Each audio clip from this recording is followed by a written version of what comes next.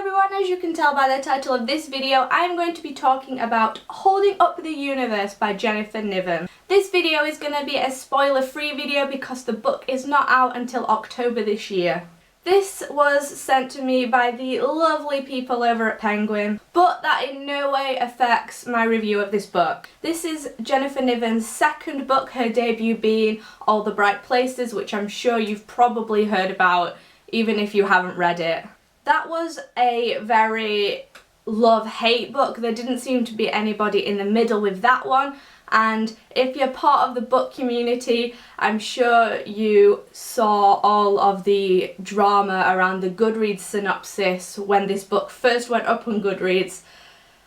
It wasn't a very good synopsis. It was quite offensive. All of the drama around that synopsis that was put up on Goodreads led to even Jennifer Niven herself speaking out, saying that she didn't write it and talking a bit about the real elements behind this story, because a lot of the aspects of this are taken from her own life, which I'm going to talk about later in this video. The synopsis was then changed and it wasn't that much better, to be honest. The story follows two characters and is told in multiple perspectives. The first is Libby, who was once dubbed America's fattest teen after a very unfortunate incident. The other is a boy called Jack who has a condition, I'm going to try and say it, prosopagnosia.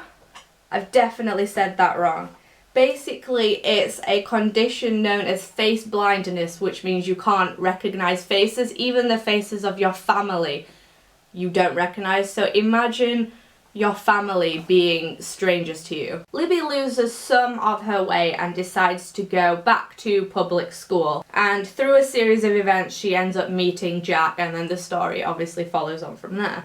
Honestly, I didn't think I was going to like it because of the America's fattest teen element in regards to Libby, and it's very hard to sell the concept of this book without it sounding incredibly offensive. However, in terms of bringing awareness to things, it does a very good job of that. It brings awareness and accurately portrays the kind of process of having a panic attack and almost having a panic attack, which is something I can relate to personally. And it brings attention to a medical condition that I didn't even know existed, which is this face blindness. And in this book, it's mentioned that Brad Pitt is a notable person who has this condition. And I thought, oh, maybe that was just made up for the book. But I ended up doing some research myself, and it turns out that he does actually have this condition. But I read the acknowledgments for this book after I finished reading it. I always read acknowledgments because I'm nosy. I don't know any of the names of people, but I read them anyway. And Jennifer Niven talks about the research process she went through for writing this book. She talks about how the Libby side of it is based on herself and anxiety and weight issues she's experienced in the past and still experiences now. And Jack's condition, a member of her family actually has this condition, so she was able to have that kind of first-hand experience of being able to talk to someone close to her who has this condition. And then obviously she spoke to different research centres that deal primarily with focusing on research for this particular condition. So it was nice to know that she actually went out and spoke to people and got a good idea before writing down and trying to portray something that she doesn't personally have. The pacing for this book was very good. I wasn't sure where it was going to go at certain points, but it still went at a very nice pace. None of it felt rushed to get to the end, for example. However, I did find Libby's narrative to be a lot stronger than Jack's. I don't know why that was, but while I was reading, I wanted to linger on the Libby chapters for a lot longer than I did the Jack chapters, and a lot of time when I was reading Jack's chapters, I wanted to just go back to what Libby was doing. I found Jack kind of annoying at times. I now understand why the America's fattest teen aspect